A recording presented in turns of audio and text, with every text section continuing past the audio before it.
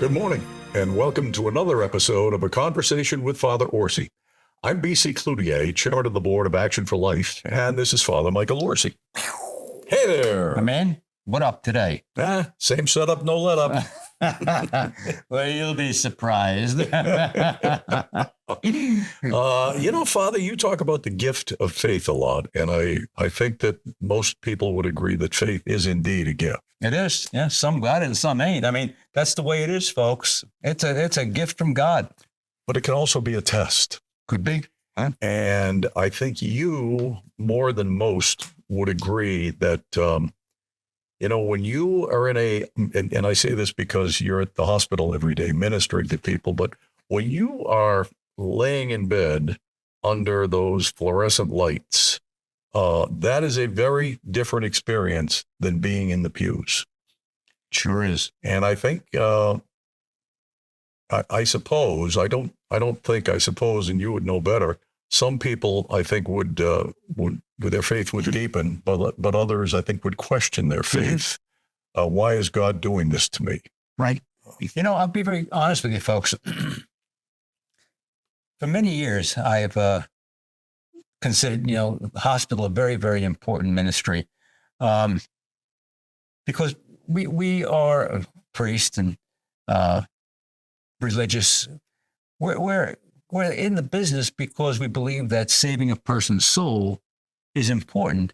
And I've found there is no time when a person is more vulnerable than when they are in the hospital. I mean, sometimes it's a matter of life or death. Sometimes it's a matter of making a good medical decision. Sometimes it is something that they're in terrible pain.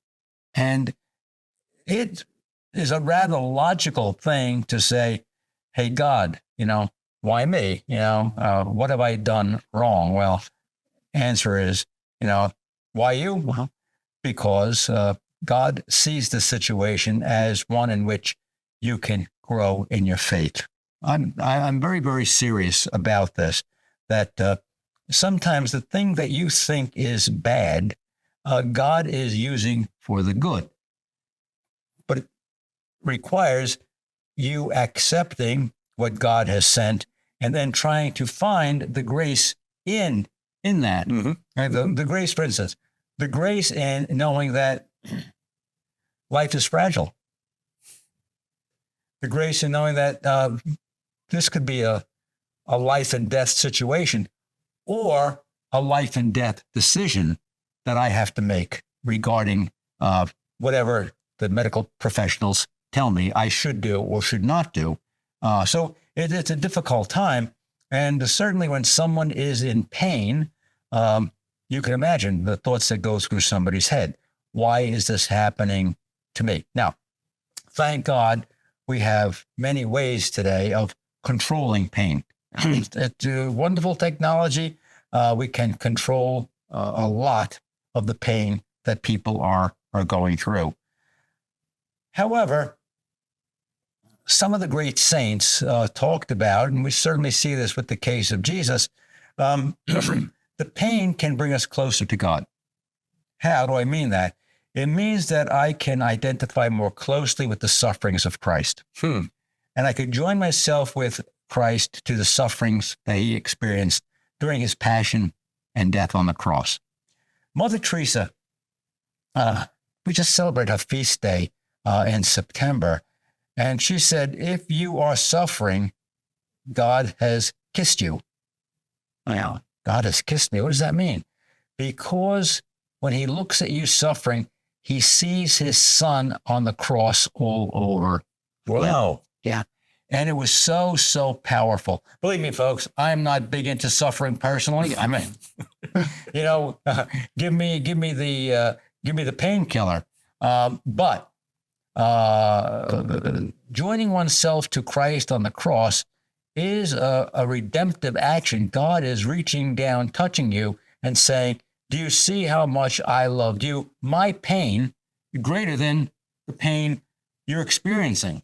I'd never heard that. Have you ever, like someone who's seriously ill, have you ever had a similar conversation? Yeah. I'll tell you, a friend of mine who right now is suffering terribly. He had a back surgery. And if you have back trouble, you know what I'm talking about. I was there. And wow, I was going into the operating room and I looked up and I said, "Dear God, if this doctor can't fix me, take me. I can't live like this." Right? It was terrible. And it was wonderful that I woke up from the anesthesia and I was able to just walk out the same day. Boom, out. How you feel? Fine. Would you like something to eat? Yeah, I'm starving. And I walked. So my friend calls me up and he says to me, we're talking, and he says, "Well, I hope I suffer a great deal before I died. I want to make atonement for my sin. I want to join Jesus on the cross." Wow. I said, you're a better man than I am. Well, anyway, a number of years later, this is just recently, he has a similar back operation. And I'm telling you, don't worry, it's a piece of cake. This surgery is really nothing. And comes through the surgery, and he's in worse agony. Ends up with a staph infection. Oh. Yeah. And osteomyelitis, that's in the bone, right? It's in the bone, all right? So right now, he is suffering. This has been going on for months now. And I'm saying to myself, gee, I feel so sorry for him. I couldn't imagine living in that pain for two months and this infection spreading, and what thoughts are going through his head. Could it be that this is the grace he was asking for? I hope he's looking at it that way now. Sometimes, we can all philosophize on the couch when it's not happening to us. When it's happening to us, it might be a different story. What's the Mike Tyson quote? Everybody's until they get hit in the mouth. You know what I'm talking about? Yeah. What was that quote? Folks, send it in to the producer, and we'll read it the next program. Oh, I know what it is. Yeah, there we go. Never mind. Everybody's got a plan until they get hit in the mouth. Right. And I guess that would apply to the circumstances you're discussing or describing. Yeah. So, when we are going through something, especially a physical illness, it could be mental illness too, which in many circumstances is worse than physical pain, mental illness, depression, anxiety, all of those things. It's a time really for us to reach deep down into our souls and to see, how deep is our faith in God? Do we trust God? And how much are we attached to this life? Okay, so if you think that this life is the be all and end all of your existence, there are two ways that you can go. First way is, I'm not going to let go. Hey, doctor, do everything you can to keep me going. Put me on all the machines you have. Or you could say, and this is unfortunate these days, I'm really thinking about ending my own life. And there are states right here in our own country, I think 11 or 12, and in Canada, and they're now giving people the option to determine when they want to die. That is mind-boggling to me. But like abortion, it began as an exception, and it has now in Canada certainly become mainstream. Yeah, they call it MAID, MAID, medical aid in dying, and people are just taking that option, and they're not even sick. Some of them, they just don't want to live anymore, or they just get bored. I don't know. There's a story of a girl. I think she was, if I remember right, 17. Had serious issues with depression, right, and she chose to end her life. I mean, this is where we are, folks. And unless you have faith to guide you through this, you're going to take. You might take that option. If there's nothing else, you might take that option. The other ones, I said, you can demand every bit of extraordinary means that is available to keep yourself going on a ventilator. But there comes a point where you have to say, that's not doing me any good either, and it's just gobbling up resources for futile care. We call it just futile care. Yeah, I think I know the answer to this, but this brings up the point. Do not resuscitate. There's nothing in God's eyes that's wrong with that. Not at all. Right. And they'll talk about that at a hospital. Suppose you're in bad condition at the hospital, and they'll say to you, "You want a DNR? Do not resuscitate." Right. That means in case your heart stops, the doctors do not have to work on you to get the heart beating again. In other words, defibrillator, the pounding on the chest, breaking the ribs to get to your heart. It's brutal. It's brutal, but you can make that decision. And usually they have something over your bed that says DNR or a band. I've seen them usually a yellow band. If you don't have that, the automatic response is that the doctors and nurses and staff, they'll pounce all over you to get the heart beating again. Yep. Yeah. And I remember, God rest his soul, my father, he was very sick, arteriosclerosis, and he had a lot of heart problems. And I remember him signing, I just felt so bad him signing a DNR. And I remember he went to the hospital and the DNR was on him. His heart stopped again and they just left him alone and he died. You did feel bad? Well, you felt badly for losing him. Yeah, of course. It's terrible. It seems to me when and I do have a DNR, that you're saying, God, I'm putting my life in your hands. Right. You will decide whether, or not whether, but when I will come in to my final home with you. Yeah. But, with all of these things, and we talked about this once before, the art of dying well, how you live your life, but also at the end of life, you have to make end of life decisions. Mm-hmm. And those things should be, either in a living will or your wishes should be expressed to a person who is going to be your healthcare proxy. That if you don't, or you're not able to make a decision, somebody else can make it for you, knowing your mind. So oftentimes I tell people who are in that predicament, I'll say for instance, a wife has the healthcare proxy over her husband. Say, you are not making up your mind for him. You're making up his mind because you know him, what he would want and what he wouldn't want. You say, no, he wouldn't want to live like this, right? So you're saying what he would want you to say. And it's always difficult when you have to say, okay, take off the ventilator. That means we call it respirator, down the throat, and take off the feeding tube and all of those things. But there comes a point where, it's futile. And all you're doing is keeping, really, it gets down sometimes almost keeping a corpse alive, just keeping the heart beating or keeping the breathing going to circulate the blood. Yeah. When it gets to that point, I think it's cruel. My mother died of Alzheimer's and she lingered for a long, long time. And my brother and I talked it over and said, we should just let her go. Correct. So when her doctor, I was visiting her in the, Alzheimer's unit, doctor came in, nice young guy. And I said, it seems to me that we should just let her go. And he said, yeah, I think you're right about that. So then I said, well, why wouldn't you have mentioned that? He said, Hippocratic oath. I can't broach that subject. You have to ask me. And so we did. And I in that situation, Father, I'd said goodbye to my mother long before that day. Yes. And, and I've been in so many cases with doctors and nurses, and they're in rooms with people who are at the end of life.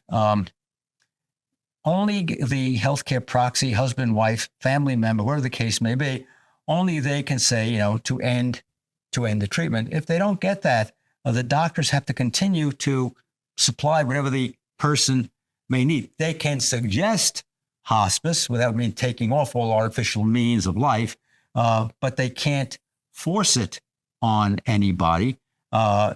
You try to work with the family and say, this is not working. And sometimes they'll ask me to go in and talk to the family. And the family will say to me, does the church allow this? Or what do you think about this? And I would say to them, well, if you remove this artificial life support, basically what you're doing is putting your loved one in God's hands. Yeah. You take off the ventilator, you take out the feeding tube. The person is dying anyway. It's only prolonging life. It's not saving the life.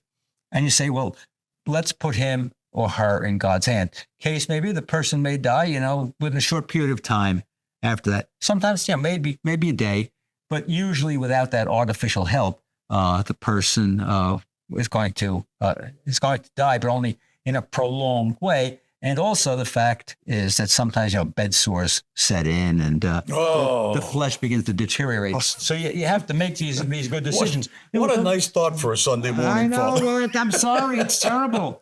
But, technology can do a lot of things. But like everything else, we talked about AI. It can do a lot of things. But we have to manage the technology. Right.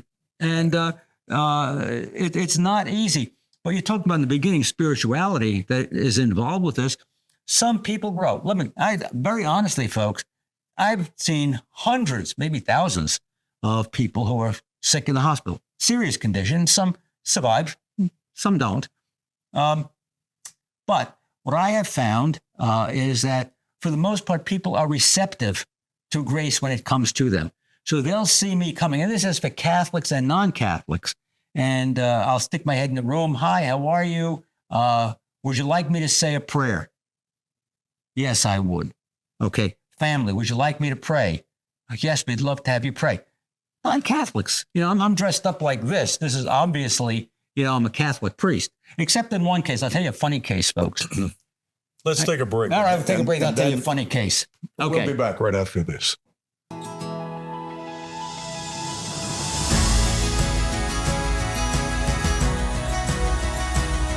November 6th is your once-in-a-lifetime opportunity to get up close and personal with Lara Trump, a prominent political figure, television personality on Fox News, and a dedicated advocate for family and conservative values. Enjoy elegance, education, and enlightenment as Action for Life presents the Golden Age Gala. Watch Lara Trump and Father Michael Orsi engage in a highly anticipated dialogue on stage at the beautiful Naples Grand Beach Resort. Make your reservation now for the Golden Age Gala featuring Lara Trump, Thursday, November 6th. The Golden Age Gala promises to be an evening to remember as we gather to recognize and uphold the sanctity of life.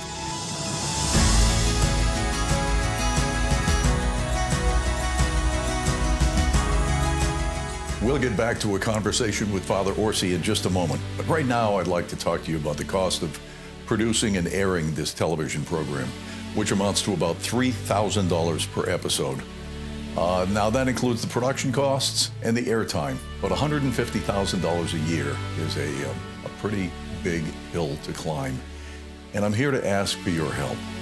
We think that you enjoy the program, at least that's what we hear. The board of directors believes that this is a very good investment. I hope you feel that way too, obviously. What I'd ask for is that you consider contributing to actionforlife.org. You can go online, you can contribute once, you can contribute on a monthly basis, and we are more than glad for either. Whatever's appropriate in your circumstances. But again, please go to actionforlife.org and make a tax-deductible contribution to keep a conversation with Father Orsi on the air. Thank you so much, and God bless to you and yours.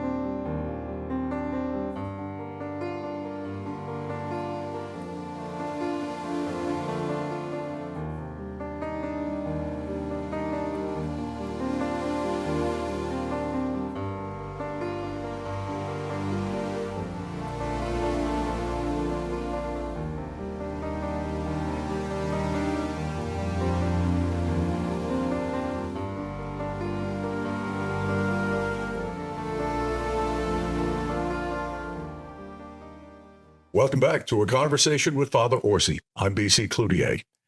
Father, you've got a little anecdote to share. A little anecdote. I I was called to the hospital one day, and was called to MICU. That's Medical Intensive Care Unit. Okay. And, folks are pretty sick in there. And I'm walking down the hall to see a Catholic patient who wanted to be anointed. And we'll talk about that too. But anyway, woman comes out of the room and she looks at me and goes, "Are you the rabbi?" I'm thinking to myself, I don't look like a rabbi. I don't know. So I said, "What's the problem?" She says, "My husband is very sick. I need you to pray with me for him." I said, "How do you do? I'm the rabbi." So you see, folks are looking for God, and whether it's a Catholic priest or a rabbi, a Protestant pastor, they'll take it. Sure, they'll take it. And I've seen many, many times where people will say, "Yes, I want you to pray with me," and I do, and they're delighted. You know what else I've been able to do, which is really, I think it's just worked out so beautifully. I've given out to the staff, doctors, nurses, other hospital staff.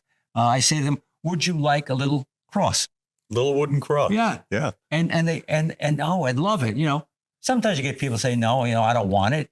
Might be that maybe they're a Jehovah's Witness, maybe Seventh-day Adventist or Baptist, perhaps, or Muslim. Not money, don't take it. I know that from personal experience when my wife was in the hospital at Physicians Regional. Most of those people have that little cross glued onto their name badge. Most take it, and it makes an impression on the patients too. It tells you something about the person. This is a Christian person. This person loves Jesus. And they'll say, "Where did you get that?" "Oh, the priest came. Father Orsi came. Could you ask him for one for me?" Yeah. Okay. So you go to a sick room. Somebody is in hospital, and sometimes they're in bad situation, and they do want the prayer. Family wants you to pray with them. And for Catholics, we have the sacrament of the sick. We put the holy. Let's holy talk about that. Okay. What used to be called extreme unction. Right. Okay. Extreme unction meant the last blessing. And for the most part, it was the last blessing because when you got sick, it was the last blessing in ancient times. You might have had a case of appendix. What did he die of? He died of a bellyache. All right. So, yeah. Okay. Yeah. So Vatican II, the council says, "Hey, wait a minute.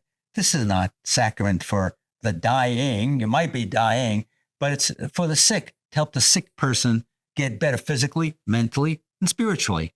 So, let's get the emphasis off end of life and let's put it, as a part of life, that this is how Jesus heals and reaches out to the sick. So we anoint with this holy oil. It's one of the 7 sacraments. And so we give that to Catholic people. I'll tell you a funny thing. You talked about, extreme unction. I get a call one day and from the hospital and said, Mrs. So-and-so is in here and her husband is in very serious condition and she wants you to come and anoint him. So I knew the couple. So I go in there and the husband looks at me and says, "What are you doing here?" I said, "I came to give you the sacrament of the sick." And he says, "I don't want it." I said, "You don't want it?" "No, I don't want it. I went to Catholic school and I know what that is and I don't want it." I said, "No, it's not the same thing that you learned in Catholic school. It's the same sacrament, but we learned that the sacrament is to help you to get better." So his wife says, "Bill, you take it." He goes, "I don't want it. You can't fool me. I went to Catholic school and I don't want it." I said to him, "Now, look, Bill, I'm going to tell you something. This is the sacrament of the sick. And this is not for somebody who's dying. But if you insist that you don't want it, I'm going to give you extreme unction. And then you know what?" He goes, "I'll take it."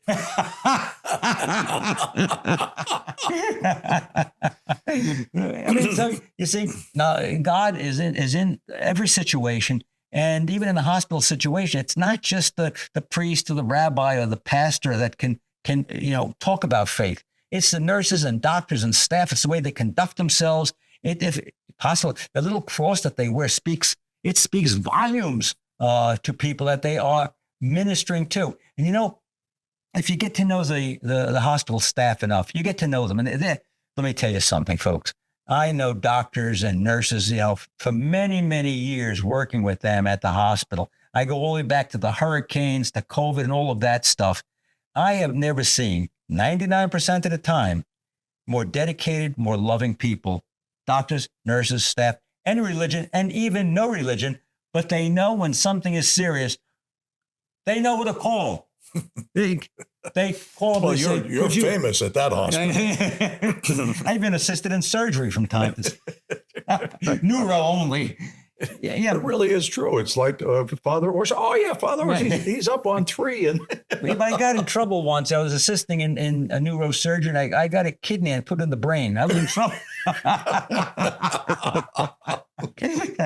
it's a hospital ministry. It's a wonderful ministry. We have a deacon from St. Agnes. His name is Deacon Mark. Big, tall guy, about 6'20", something like that. You know him. He's a big guy. He's a big guy. I think Deacon Mark is 6'7" or 6'8". Yeah, he's big. And he goes to the hospital every Sunday with the Eucharist. He gets the list and he visits all the rooms and visits the Eucharist. So you see, there's a ministry there. He carved it out himself. Nobody said, hey, Mark, you got to go to the hospital. This is part of your job. No, he's not getting paid for it. He did it on his own, and it became his ministry. And you know what? That's important for ministry too. A lot of people, they're looking for direction. Somebody got to tell me what to do. And this is for lay people too.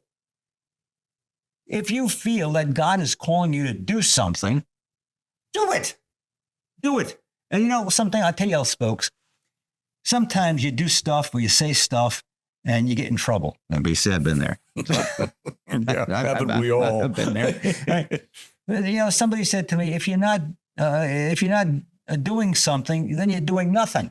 If you're not doing something, you're doing nothing. And you have to do things that you think that the Spirit of God is directing you to. And sometimes you get in trouble. And sometimes it's good trouble. And when you get into good trouble, you know that you're doing God's will. Sometimes people get used to the same thing over and over again. There are rules and regulations. We have to play by the rules and regulations. I like rules and regulations, but up to a point, you can't cage God's word. You can't cage God's power.